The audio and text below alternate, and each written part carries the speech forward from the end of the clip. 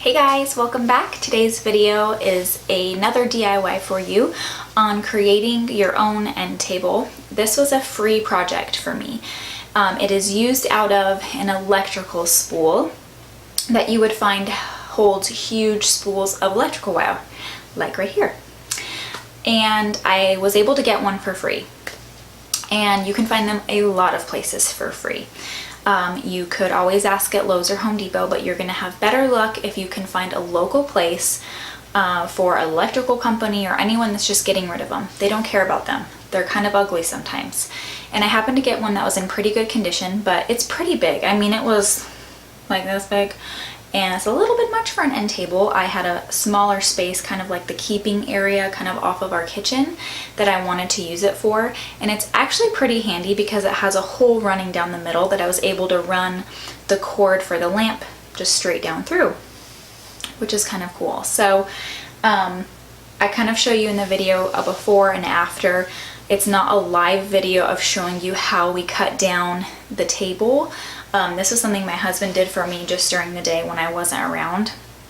And he just used a saw and just cut around it. I kind of showed him the size I wanted. Again, if you've watched another video of mine, then you see how I get the circle shapes that I usually like is from the top of my dog food container, which is a huge black kind of garbagey bin. And so I put that on the top and kind of gave him a rough idea of how big I wanted it to be. And then he just cut the top and the bottom because they're both same sides. And then all I was going to do was whitewash the table. I've never whitewashed before, so I actually had a friend of mine show me how, and I was just going to kind of tell you how I did it. So you can use any kind of white paint. It does not matter what kind of paint you have going on in your house. I will say I would choose like a satin or an eggshell over like a super glossy, because that's not really like the chippy look you're going for, right? So this is something I had on hand. It's just the Valspar Signature Ultra White. I mean, you literally just go to Lowe's or Home Depot and pluck it off the shelf. You don't have to get it mixed. We don't need to go through all the paint chips and have time for that. You could use a trim paint.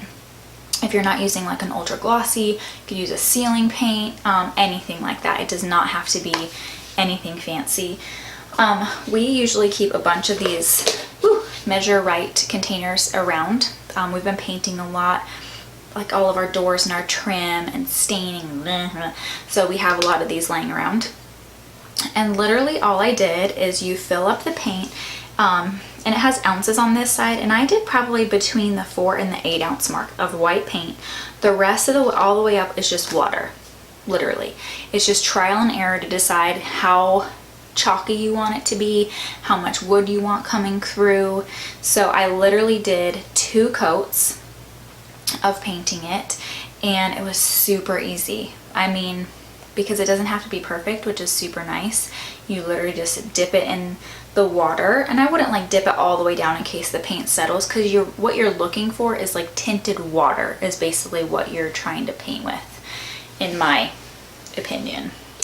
So that is kind of how I whitewashed it. It'll show you kind of a really quick before and after, but again, it is a really easy project. So all I would recommend is you get a little bit of white paint. It can literally be any kind of paint, and it doesn't have to be this kind of table, but this was I couldn't find a good kind of tutorial on turning in an electrical spool into a table that looked kind of the way I was looking for.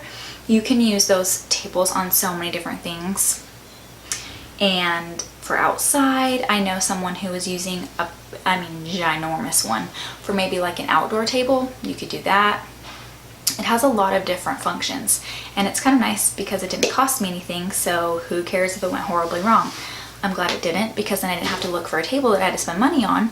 But I think it looks cool, it's different, and what I ended up also doing is where my table is located, I got a round placemat at Target. It was $2.99 with the color scheme I wanted, and I literally cut a hole in the placemat like here, and it just allows the cord of the lamp to kind of go through the placemat, down the table, and then to the outlet. So I don't know, I just thought it was kind of different to let it kind of feed in there and kind of hide instead of being completely visible, if that makes sense. So anyways, the video will kind of walk you through the different pictures and kind of show you the process and then show you the end process. So if you want to see how I did this, keep watching.